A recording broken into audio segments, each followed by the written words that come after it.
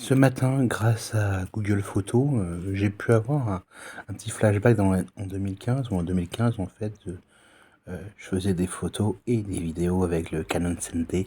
Le Canon 7D, c'est vraiment l'appareil photo que, on va dire que j'ai vraiment le plus aimé avec le 450D.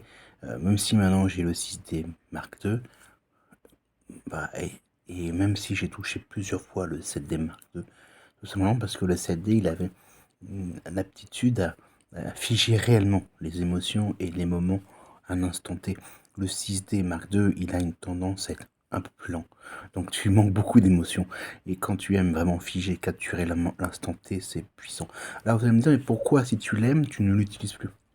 Tout simplement parce que on est dans une société où on veut des choses qui soient vraiment lisses, standards, euh, sans bruit. Et en regardant des photos prises à cette époque-là, je me rends compte qu'un photographe assez important qui fait pas mal de vidéos sur internet sur la photo, il a dit que qu'importe s'il y a du bruit, si les contrastes sont un peu dégueulasses, mais que l'émotion est là, l'émotion dépasse toutes les contingences techniques. Et en fait, sur plusieurs photos de cette époque, prises au 7D, en fait, tout est bon, techniquement parlant. Il y a juste ce problème qui est le contraste, qui sont le bruit. Il y a du bruit, c'est-à-dire qu'il y a du bruit, bruit de luminescence, pas de couleur, du bruit de luminescence, alors qui vient filer un grain particulier à la photo.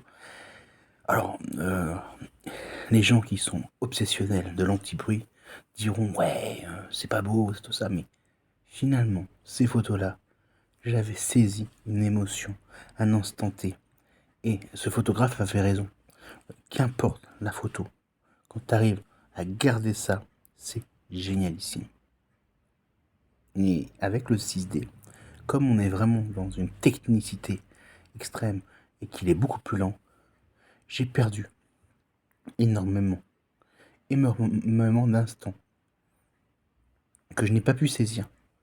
Parce que même si on est rapide, même si on anticipe l'émotion, le 6D Mark II, à chaque fois, n'arrive pas à être suffisamment rapide pour saisir cet instant-là.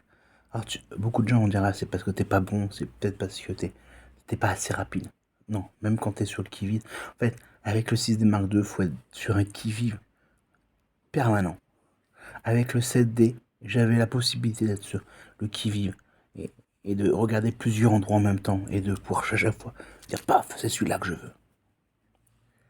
Et donc c'est pour vous dire un truc. Finalement,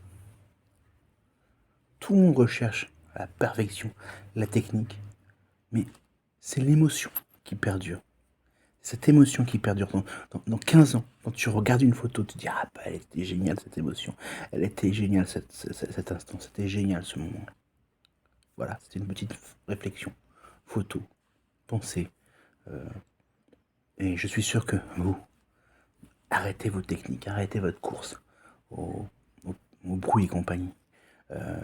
Et d'ailleurs, cette petite parenthèse qui avait été dit par un photographe professionnel, ça m'avait été confirmé par un autre photographe qui fait beaucoup de photos diverses et variées, Julien Rico. Il m'avait dit, Julien, ce qui est cool quand tu fais de la photo de spectacle, c'est que tu saisis un instant. Et je pense que pendant plusieurs années,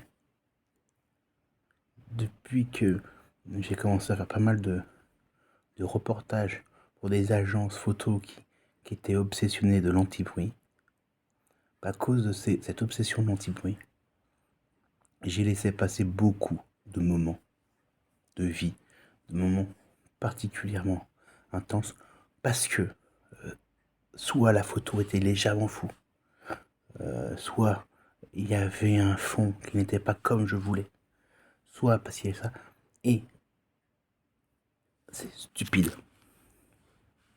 Et ça rejoint aussi une chose, ne laissez pas passer certains bons moments, parce que vous dites que c'est pas le moment.